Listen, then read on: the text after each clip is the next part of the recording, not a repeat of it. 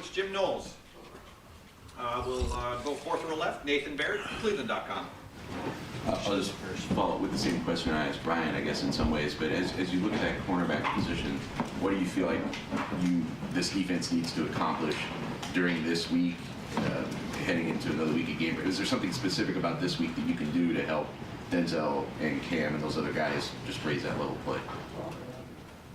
Yeah, Coach mentioned it. You want to make practice as game-like as possible. We have, the best receiving core in the country, so you have to balance, and that's what Coach Day does a great job of, balance how many reps to get. We'd like as many reps as possible. I mean, I would, but, there's got to be a limit because you want to avoid injury and all that too. But, creating as many competitive situations as we can for those guys so that they can get better. But, ultimately their production on game day is my responsibility, right? So if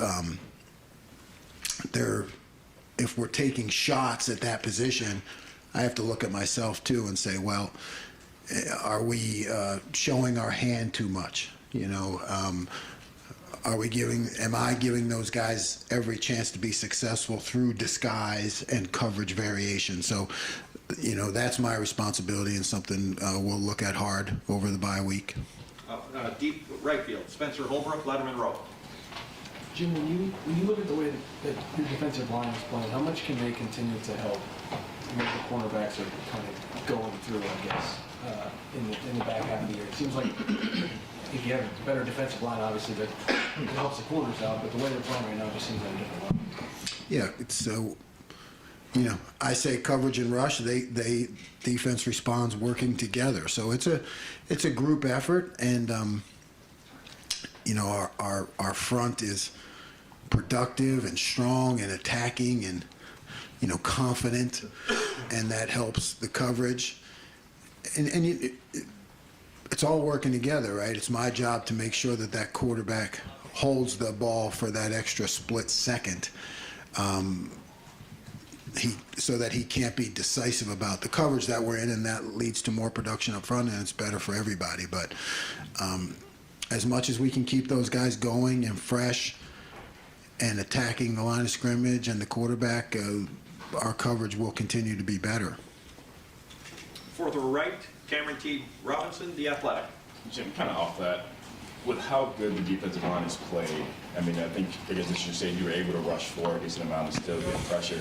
How does that change kind of your mentality as a play caller, decide, oh, I want to blitz here, this guy's a blitz, or play coverage with how well the safeties and linebackers are playing this year? Yeah, it's everything, right? If you're creating pressure without bringing extra guys into the mix, then it gives you a lot more options in terms of the coverage and looks and things that you're able to do at the line of scrimmage, pre-snap and post-snap.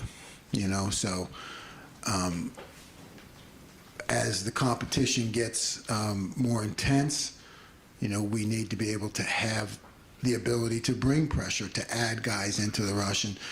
And you've seen it a little bit, but we have a much larger arsenal, I guess, than we have displayed, because our front is doing a great job of getting that pressure on the quarterback without bringing extra guys.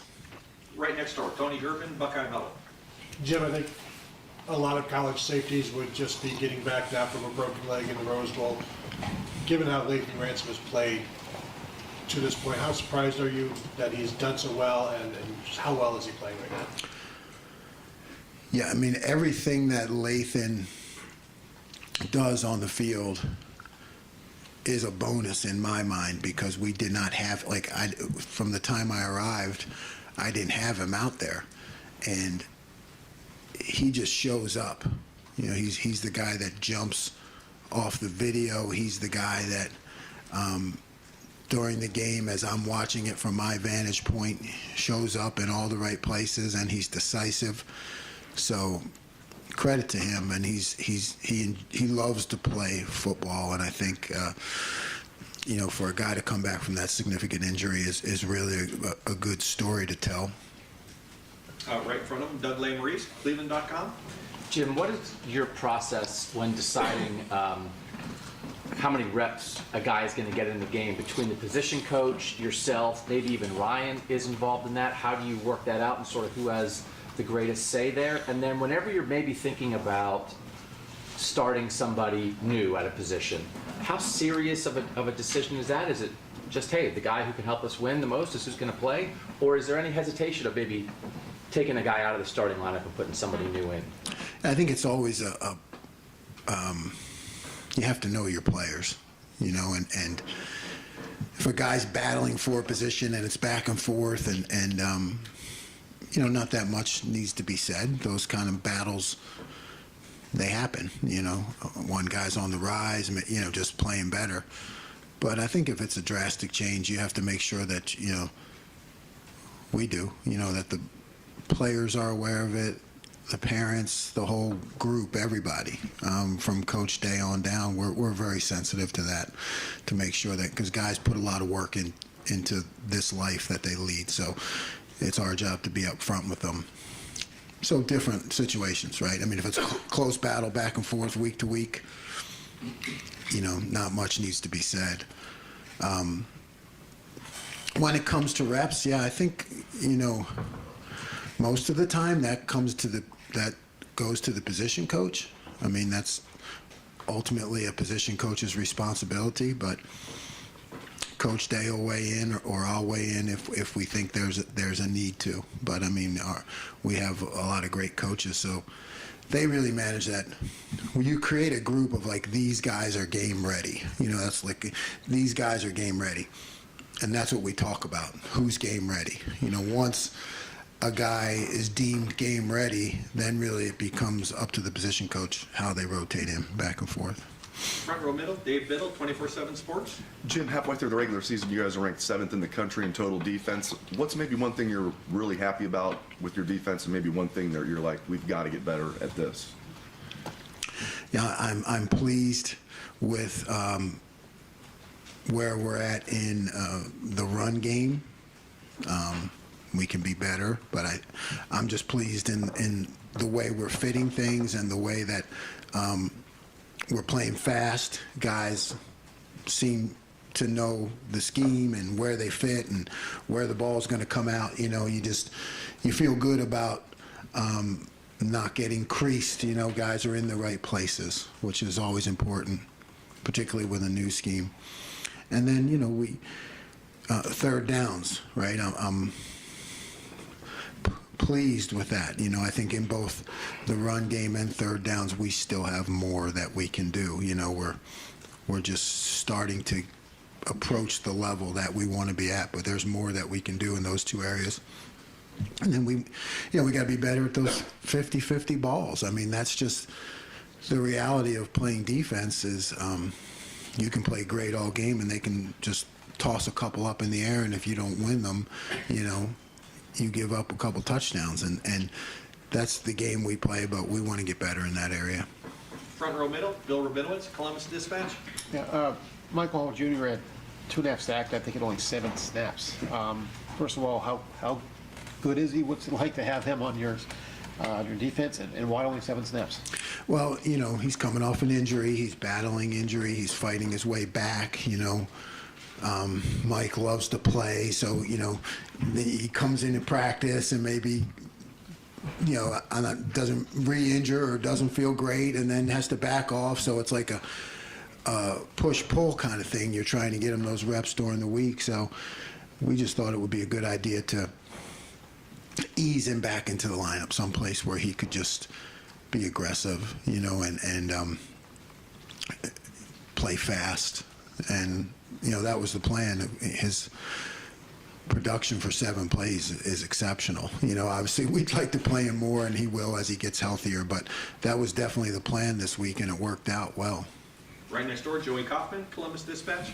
Jim, you mentioned, well, at least with Tommy, the way he picked up the defense, that middle linebacker spot was really advanced for somebody you coach. Steele's the other guy starting with him, and somebody who didn't play a ton at the position until last year. What do you think of the way he was able to learn stuff this offseason and then take it to the field through 6 games? Yeah, Steele is just making continual progress all the time. Smart, enjoys playing, has picked things up well. I think what you're seeing in Tommy is advanced. I think he's really kind of not the norm, but Steele has picked it up at a sound pace and has become more and more productive as the weeks have gone on. Third row left, Dan Hope, Lebanon Warriors. Jim, I know you talked a lot before season about how, installing, kind of ramping that up over the course of the off season. Is there more stuff that you look to install this week during a bye week? There are things that we've installed that we have not shown yet. So, we do that. I do that as I kind of think weeks in advance. So we want to be able to, I don't think it's best if you install something that week and put it in the game. I mean, sometimes you need to do that, but I'd much rather think ahead, and we've put things in now that you'll see in the upcoming weeks. So we'll continue that in the bye week. I don't think it'll be like, hey, let's download some more during this week because it's the bye week, but we try to stay a few weeks in advance. I do with my thinking, so we'll just continue at the same pace. It's working, and I definitely don't want to put more on the players. Right in front of him, Stephen Means, Cleveland.com. Following up on what Doug was asking a little bit, with Lathan and Josh specifically, I know you guys are teaching them everything, but everybody's natural skill sets are different. Can you just talk about the difference between what Lathan brings to that safety spot versus what Josh brings to that safety spot, and how that maybe shows up in the game? Yeah. I feel like Lathan has some versatility in between the adjuster and the bandit position. I think he seems to be a guy who can be both strong side, weak side, fit the run pass, see the concepts, maybe in a broader spectrum. Josh is I think he's really good when he has a specific assignment and direction, and is able to really just unleash and play fast. So Lathan plays bandit, and he can do that from a physical standpoint, but I think he also thinks and sees the game like an adjuster, more like Ronnie does, so that it's more versatility. Fourth row left, Jacob Bench, The Lantern. Yeah, hey Jim, take a look at you mentioned the linebackers there. To see Steel Chambers step up the way he has the second year as a starter, and you mentioned how smart he is intelligently. How does he step up as a leader on the practice field and in games as well? You see his production on the field, but as a leader as well, how does he around his teammates? Steel is always a positive player, right? I guess that's his contribution from a leadership or mentality standpoint. He is a guy who doesn't let one play bleed into the next. If it didn't go well, he brings that attitude of next play attitude and vision towards being our best, rather than looking back when things don't go quite as well. And I think that helps him in his own game. Even during practice, when I try to be hard on him, he's developed a great mentality of just always looking forward. And I think that's, you want that in all your players. And sometimes we try to test them at practice to put them into that mode, so they can block it out when the time comes, and he brings that to the defense. Deep left, Brendan Gulick, Buckeyes Now, and Sports Illustrated. Hey Jim, you've made it really clear with us how high your standards are. You guys are playing opposite an offense that has exceeded at extremely high levels, whether it's in practice or on film. Do you sense that your defense plays with a certain level of freedom, knowing that the offense is going to score most times 40-plus points a game? I mean, does that help them play with a certain freedom or a certain aggression? It's tough for me to answer. I mean, it'd be a good question for them, for our players, because I've never talked to them about that, because I kind of, it's my job to push the opposite. It's my job to prepare them. You know, we talk about making a stop on that play, on that series, no matter what the score is, and I have to drive that point home, you know, for when and if there's a time where it becomes more competitive. You know, I don't think that's something that a defense can just turn on all of a sudden and say, oh, we're in a close game, you know, we better pick it up. I don't think that's the way you create great defense. So I'm on them all the time, regardless of the score. But it'd be a good question for them. You know, I would think if I was a player, it certainly helps, you know, because our offense does so well. But I try to get them to just think about that series, no matter what the score is. Second row right, Bill Landis, Rivals. Jim, these 50-50 catch situations, I know sometimes the guy just makes a good play. I think that might have happened on the Jaden Reed touchdown there. A nice catch by him. Outside of those plays where the offensive guy just makes a good play, what do you think is missing in those moments for your guys, whether it's, I don't know, getting your head around or physicalities? What are you harping on in those situations? You know, we talk a lot about winning at the line of scrimmage. I think when you go back to some of the plays that haven't gone in our favor, you have to look back to the start of the play, and if we're in press coverage, and to make sure that we're throwing our best punch at the line of scrimmage, you know, because that helps the route down the road. And then, yeah, you know, it's all about where are you at on the field, what's your, you know, inside, outside, close to the sideline, close to the hash mark. You know, there are all kinds of coaching points that you can give. And, you know, it comes down to fitting what the player does best with the techniques. There are a lot of techniques, and our coaches are on top of all of them. But you have to kind of melt what's best for the player combined with the technique. And, you know, also the play call. Like I said, you know, you can talk about not making the play on the 50-50 ball, but I have to say, you guys don't have to if you don't want to, but I have to say, hey, what, you know, why is this guy incurring so many shots, right? I mean, what, you know, how do I need to disguise things better, change things up differently, so that doesn't happen, so offenses don't feel that they can do that. So I have to look back on at myself.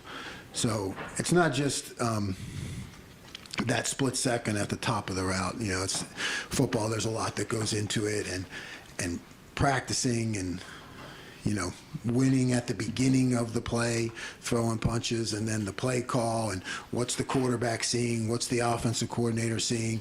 You know, am I creating the best situation for that guy to be successwe'll? Got time for two more. Front row right, Austin Ward, Rivals. Jim, when you go back to that conversation with Lathan and Proc, is that one of the week-by-week, game-by-game battles that you're talking about that's ongoing, or was there something maybe specific to Michigan State that made Lathan, a better fit for that one? Yeah, it's week to week, right? I mean, again, we deem them both to be game ready. There's a lot that goes on during the week that you guys don't see, like who's banged up, who's practicing more, you know, guys a lot of times playing the games, but maybe they didn't practice quite as much or at the high speed of intensity because they were banged up during the week. So that all goes into it week by week, but they're both game ready. And right next door, Tim May, Letterman Row. This may sound a little goofy question, but I think a lot of the guys on your front four are playing extremely well in that rotation stuff. But has Micah Hall become sort of that, oh no, not that guy? You know, when you see him go in a game and stuff with the effort he has shown, obviously Saturday in 7 plays, he put on an almost clinic of how to terrorize a quarterback. I mean, is it important to have a guy like that? I mean, that You say, oh no, guy, when the other team looks at Yeah, him? the other team looks at him, oh, no. I hope so. I hope so. But that's a good question for Coach Jay. I think he's up next. But, I mean, I like to see Mike in there, yeah, because I know that for me it's the oh yes guy, right? Because I'm like, oh yeah, okay, Mike's ready to go. Now that means any one-on-one matchups that we create through bluffs and different, to get him one-on-one, or the games that Coach Jay calls and things, that means that the probability for success is going to be high, which then goes back to, hey, helping our corners, like we said, in different disguises and things. So he does change the game for us, for sure. Coach, thank you very much. Okay. Thank you.